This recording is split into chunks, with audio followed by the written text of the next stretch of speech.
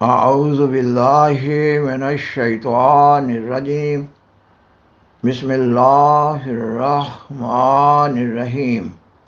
سامعین و ناظرین کرام، السلام علیکم ورحمۃ اللہ وبرکاتہ۔ آج کا پروگرام سیدنا حضرت مرزا غلام احمد قادیانی امام مہدی و مسیح موعود علیہ السلام کے خاندان کے پس منظر کے بارے میں ہے۔ یعنی یہ کہ اس پروگرام میں آپ علیہ السلام کے خاندان کا تعارف پیش کیا جا رہا ہے۔ آپ علیہ السلام اپنی کتاب حقیقت الوحی میں وحی الہی کے تحت لکھتے ہیں کہ اس عاجز کا خاندان دراصل فارسی ہے نہ مغلیہ۔ نامعلوم کس غلطی سے مغلیہ خاندان کے ساتھ مشہور ہو گیا۔ معلوم ہوتا ہے کہ مرزا اور بیگ کا لفظ کسی زمانہ میں بطور خطاب کے ان کو ملا تھا، جس طرح خان کا نام بطور خطاب دیا جاتا ہے۔ خاکسار بیان کرتا ہے کہ آپ علیہ السلام نے اپنی کئی ایک کتب، مثلاً اضالہ اوہام، آئینہ کمالات اسلام، تحفہ کیسریہ، کتاب البریہ، کشف الغطا، ستارہ کیسرا، لجت النور اور حقیقت الوحی وغیرہ میں اپنے خاندانی حالات بیان فرمائے ہیں۔ آپ علیہ السلام کی کتب اور تاریخ احمدیہ سے معلوم ہوتا ہے کہ آپ علیہ السلام کے خاندان کا تعلق ایرانی قوم برلاس سے ہے۔ فارسی لغت نویسوں کے نزدیک لفظ فارس اور برلاس ہم معانی ہیں، یعنی شجاع بن نصب۔ اس خاندان کے مرث اعلیٰ حاجی برلاس مشہور ایرانی بادشاہ امیر تیمور کے چچا تھے۔ زمانہ قدیم میں ترکستان ایران کا حصہ تھا۔ 6 صدی ہجری میں برلاس قوم کش سمرقند ترکستان میں بھی آباد تھی۔ اس خاندان نے کش کے علاقہ پر 200 سال تک حکومت کی۔ آپ علیہ السلام کے خاندان کے ایک مقتدر بزرگ مرزا ہادی بیگ صاحب 1530 عیسوی میں کش سمرقند ترکستان سے وسط ایشیا سے ہندوستان آئے۔ ان کی ہجرت کی وجوہ زیادہ معلوم نہیں ہیں۔ 200 افراد ان کے خدام اور اہل و عیال میں ان کے ساتھ تھے۔ امیر تیمور کے پوتے ظہیر الدین محمد بابر کی حکومت کا یہ آخری سال تھا۔ بابر ہندوستان میں سلطنت مغلیہ کا بانی کہلاتا ہے۔ مرزا ہادی بیگ صاحب کی بابر بادشاہ سے خاندانی رشتہ داری تھی۔ مرزا ہادی بیگ صاحب پنجاب میں لاہور سے تقریباً 70 میل بطرف شمال مشرق ایک جنگل میں اترے۔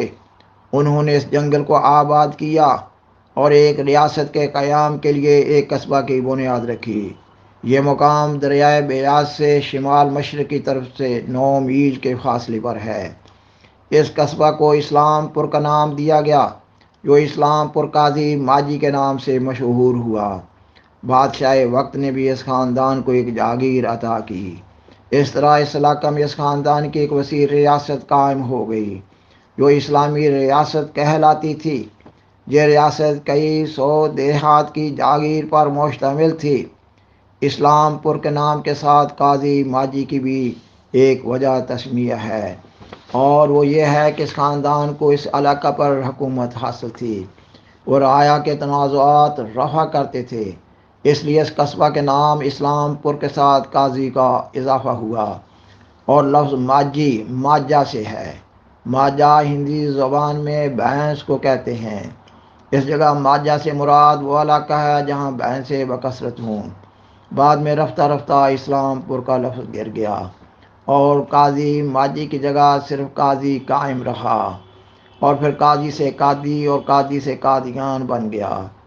1716 عیسوی کا واقعہ ہے کہ اس ریاست کے بانی مرزا ہادی بیگ صاحب کی 9ویں پشت میں مرزا فیض محمد صاحب اس ریاست کے فرما روا تھے۔ شہنشاہ ہندوستان محمد فرخ سیر غازی نے انہیں ہفت ہزاری کے منصب سے نوازا۔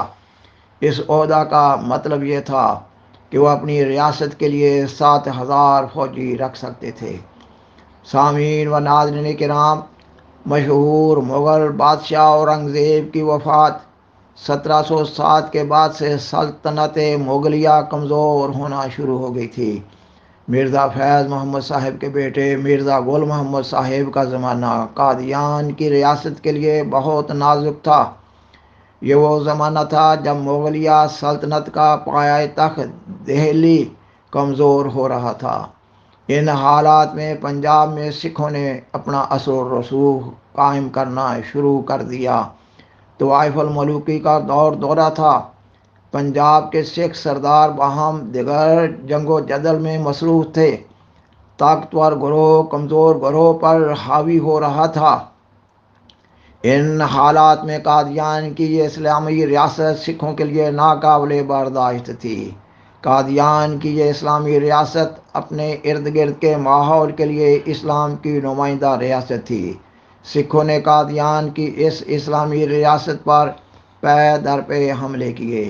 مرزا گل محمد صاحب قتل و غارت کو پسند نہ کرتے تھے، اس لیے انہوں نے دفاعی حکمت عملی کو اپنائے رکھا۔ اس حکمت عملی کے تحت وہ قادیان کی وسیع اسلامی سلطنت میں سے 85 گاؤں پر اپنا کامل اختیار و اقتدار قائم رکھنے میں کامیاب رہے۔ انہوں نے اپنی ساری عمر خود مختار آزاد حاکم کی حیثیت سے گزاری۔ اس ریاست کی حفاظت کے لیے ان کے پاس 1000 سوار و پیادہ فوج تھی اور چند ایک توپیں بھی تھیں، اور 300-400 ممتاز دانشور اور علماء ان کے مصاحب تھے۔ 500 کے قریب علماء و صلحاء اور حفاظ قرآن ان کے پاس رہتے تھے۔ ان سب لوگوں کے باقاعدہ کافی وظیفے مقرر تھے۔ مرزا گل محمد صاحب ایک نیک دل، حلیم الطبع، متقی اور بہادر مسلمان تھے۔ ان کی کرامات و قبولیت دعا کے واقعات بہت مشہور تھے۔ غیر مسلموں میں بھی وہ ولی اللہ سمجھے جاتے تھے۔ ان کا دربار انتشار روحانیت کا منبع تھا۔ روحانی فیوز کے حصول کے لیے اکثر لوگوں کی ان کے پاس آمد و رفت جاری رہتی تھی۔ قریباً 500 افراد ان کے دسترخوان پر کھانا کھایا کرتے تھے۔ ریاست کے تمام ملازمین و متعلقین قال اللہ اور قال الرسول پر عمل کرنے والے تھے۔ اس زمانہ میں عام طور پر گھریلو عورتیں چکی پیس کر آٹے کا انتظام کرتی تھیں۔